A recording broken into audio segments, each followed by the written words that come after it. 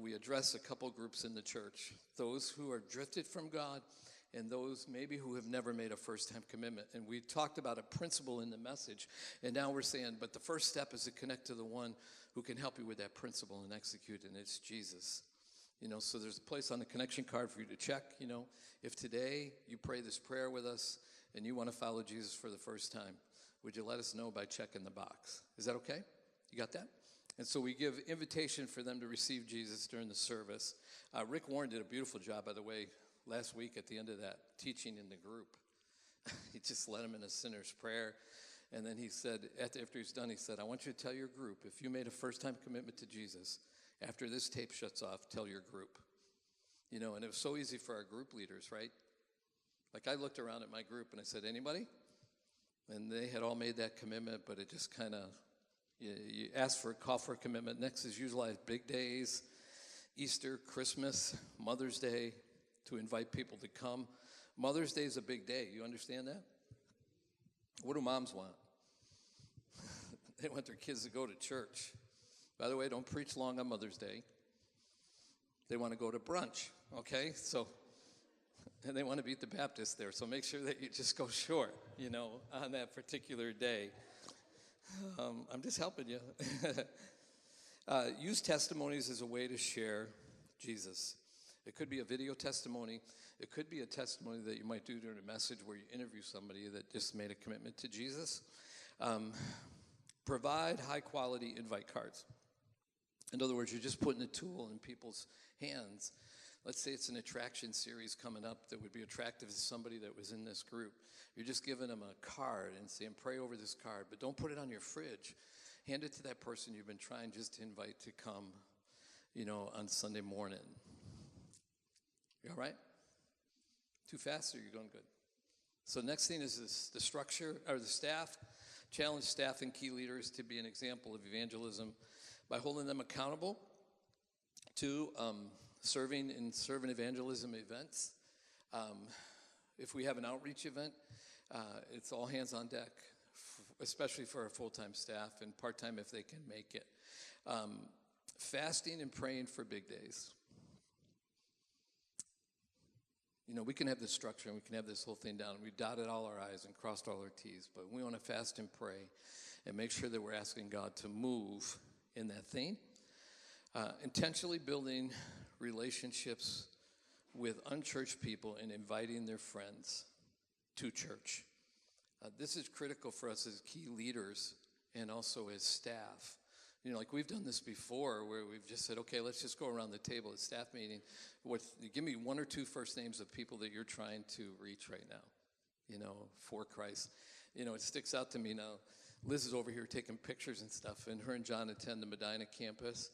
Can I tell you what? They are so passionate about that community and who they've invited to be a part of that local church. John's a teacher in the school. There's, I think, 2 teachers and his principal's coming to Medina campus, all out of an invite, that he gave. And Andy's around here someplace. Did I see him? Is he gone? He's still here? Okay, he's by the coffee. So, but him and Beth, his wife, also, they just keep inviting people, to come. So that's how the staff works. The structure, intentionally structure for evangelism by doing these things, right? Planning evangelism events and planning community outreach events, And so we're fishing again. We're just serving, and sometimes we partner with people that are already doing stuff in the community, but we want to be in the community so we can meet people that may be far from God. Sharing stories of life change in Sunday services, that's another thing that can take place, by in your structure. Andy was sharing a couple of weeks ago, we just started a youth group at the Medina campus, and 16 kids show up on a Monday night, and in that time, he gives an invitation for kids to receive Jesus, and 9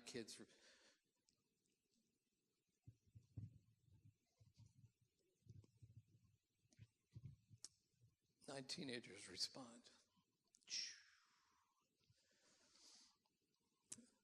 Now, people, they like it when adults come to Jesus. They really like it when teens come to Jesus, as an offering highlight. And so we just celebrate that, Utilizing big days, Christmas and Easter, attraction series, Mother's Day and Father's Days.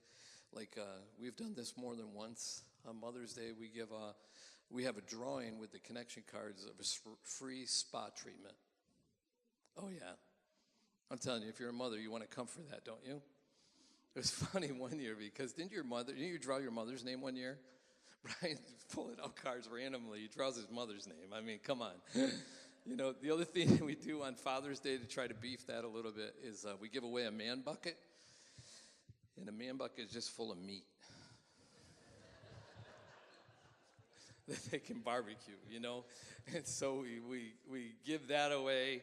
But just ways for giving people, you follow me on this? Giving people a way to invite their friends to come to church, So personal evangelism is next. And so 5 principles of personal evangelism. Is it still coming with me here? Oh, look at that. There it is. Give the congregation tools, right, to invite their friends to come to church. So 5 principles of this. The first one, you can write this in, is imitation.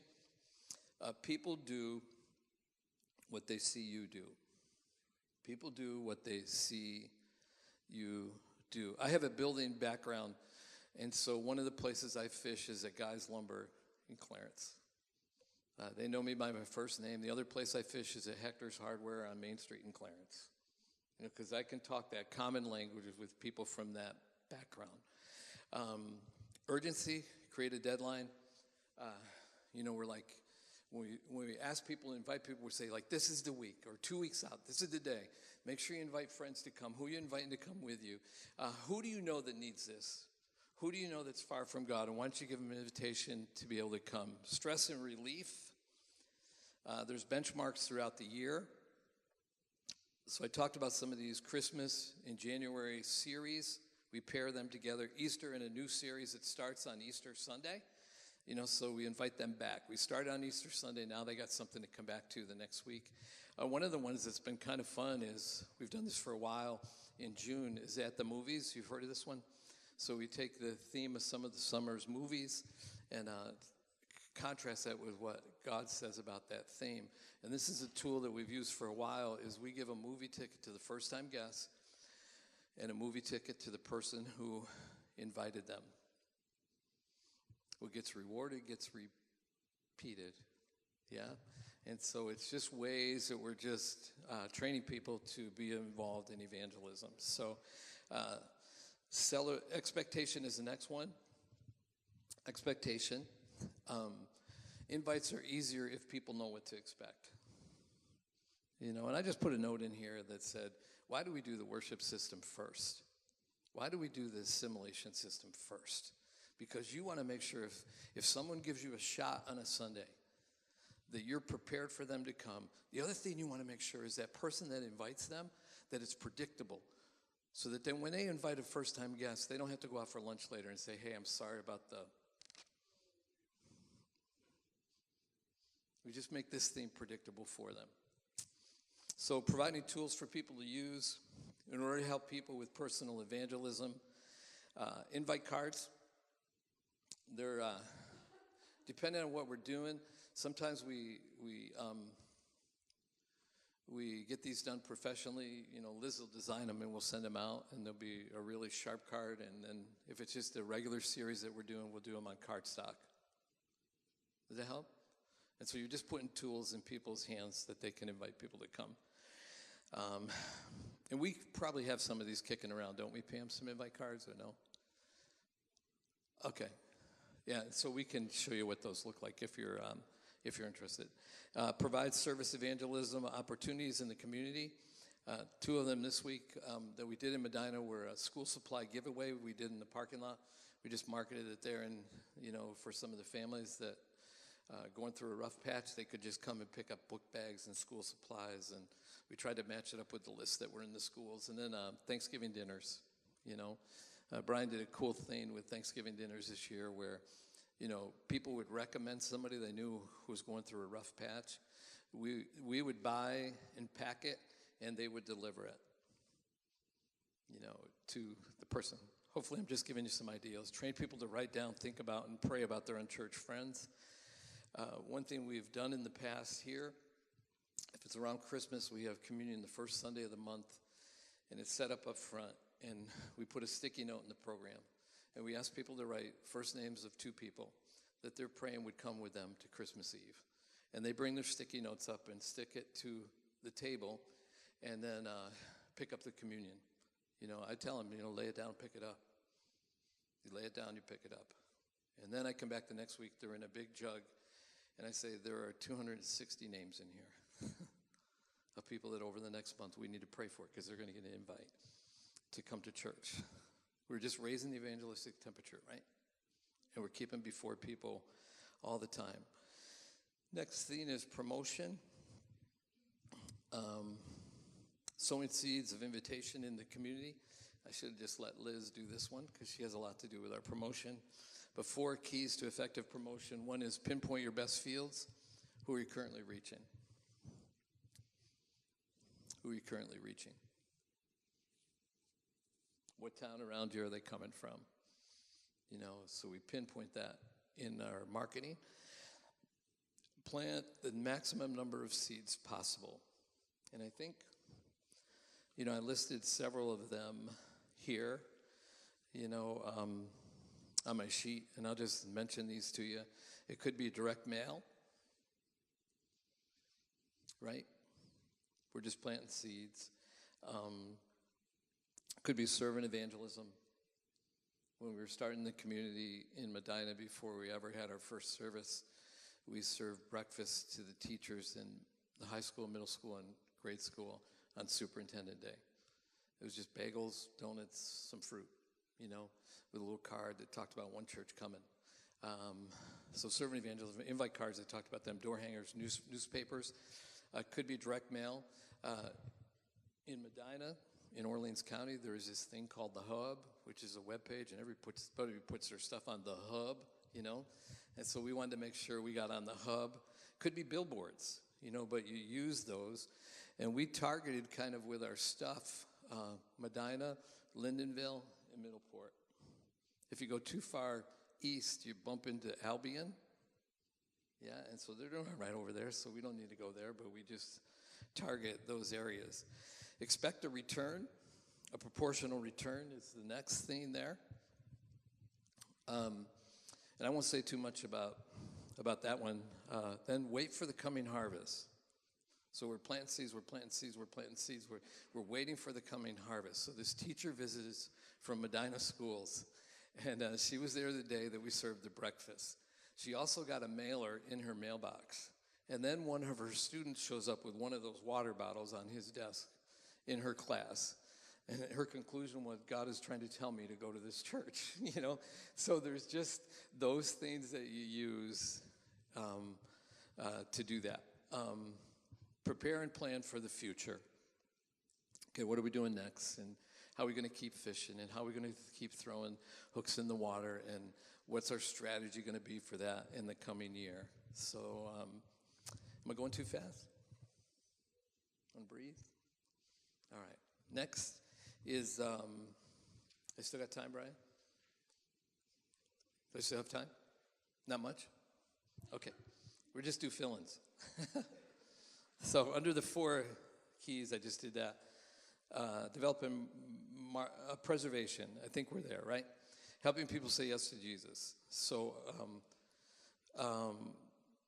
inviting people to say yes to Jesus Christ. Invite people to say yes to Jesus Christ. I don't know, I was missing this. It was almost like you lead them all the way up to the line, and we don't give them the next steps to how to cross over, and they don't know, It's like this one girl, lady who came from the AA group that meets at our church. I was talking to her, and she's in this group.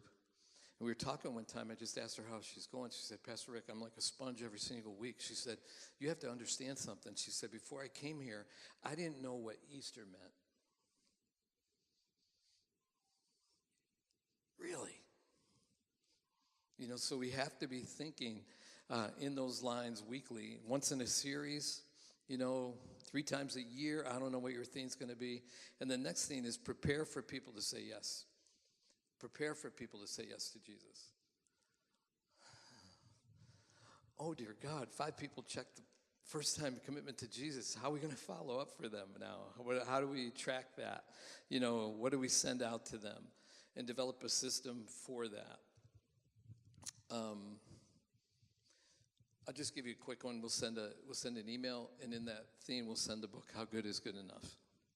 It's a simple book by Stanley. I think it's really great in the Catholic area. It really unpacks the whole theme of earning your salvation. One more. Celebrate people saying yes.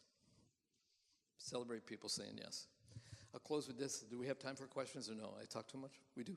So I'll close with this. So there's a guy named Joe that comes to our church, so we celebrate people saying yes. And I talked about offering highlights, but I was in the foyer just visiting with people, and I introduced myself to folks because I don't know who they are.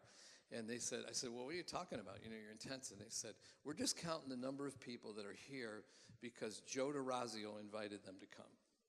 Now, Joe is a prison guard at the federal prison in Batavia. Did I get that right, Ken? Yeah. And I said, well, what's the number? And they said, we're looking around the foyer. It's 12. It's 12 people that Joe has influenced just by invitation to come to this place. And so I hope I've encouraged you. I hope that I've lit a fire, that it's a possibility in your church for this to happen. How about if we do a little Q&A? Any questions that you have? Oh, wow.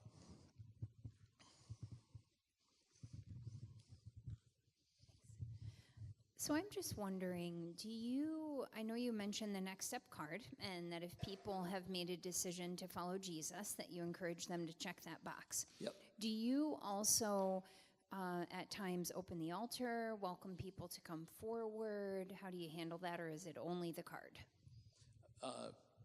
Raising a hand, heads bowed, eyes closed. How many today? I want to pray for you in just a second, but how many today, just by slipping up your hand, are saying this is the day that you're making a first-time commitment to Jesus? So those are the main 2 tools. Do you use another one, Mark, that I'm not aware of? Or? Same.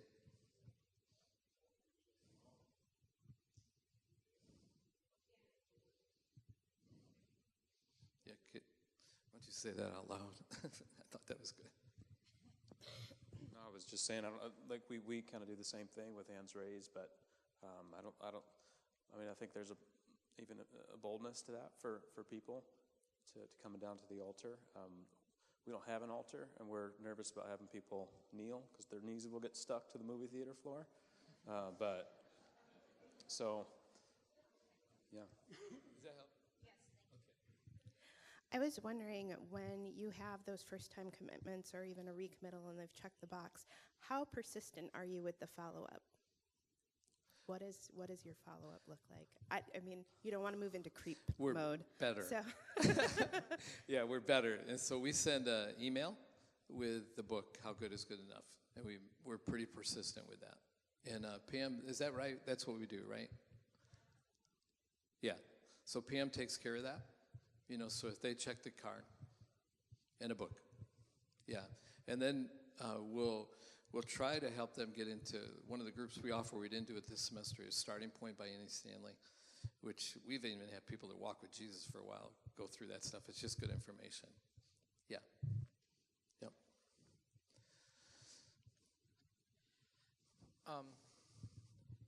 I guess my question's going to be, I think this is okay if you have momentum, or at least some. I don't know how many churches around here are this, but what about those that are stagnant? What about those that are, when you go, has anybody made a first-time commitment, and you recognize every single person in your congregation, the first name and everything, and that, what would be a great, other than the pastor, because we're going to do everything anyways, right? But how do you ignite that? How do you? Oh. That's my question. Okay. So I think what could happen, what you're describing, is established church where you have mature believers, right, that don't even, it doesn't hit their radar screen, quite frankly. They're like, it's us four and no more, and we're totally comfortable with that. So how do you change the culture and ignite those things? I don't know if you want to jump in here, Mark. If you got anything, I can go on, but.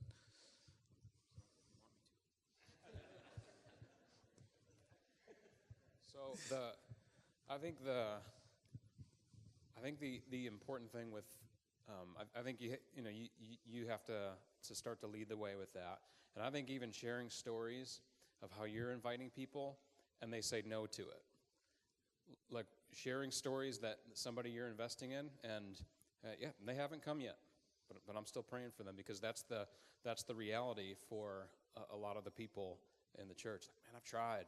Like I have, and like, this person just hasn't come yet. That's good. So like, not us sharing stories that end every single time with they came to Christ, and they're totally changed, and their whole household did, and we're baptizing. Because then for like and those are great. Obviously, share those, but like share stories of failure as well. That when like, man, I've been investing in this person, and I've invited, but man, they haven't come yet. And it's I'm still praying for them though, and at least you start to sow seeds of an inviting culture in the church, and more people will connect with that. Like, oh, it's okay if they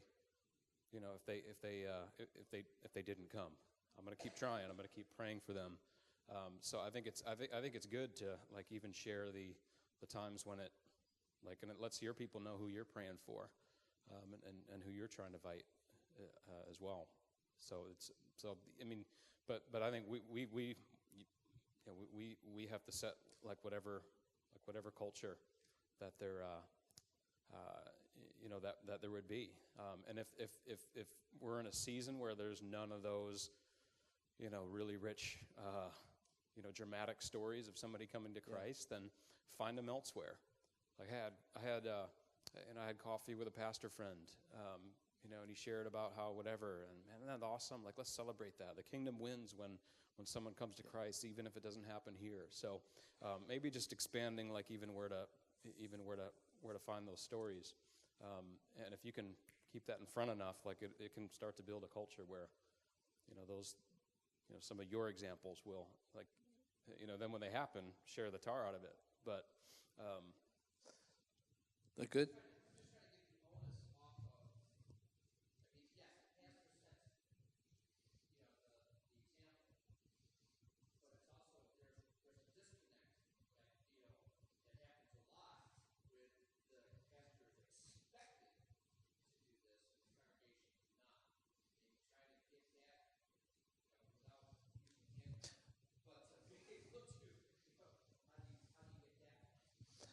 I think one of the ways is just somewhere along the way something was missed in their teaching.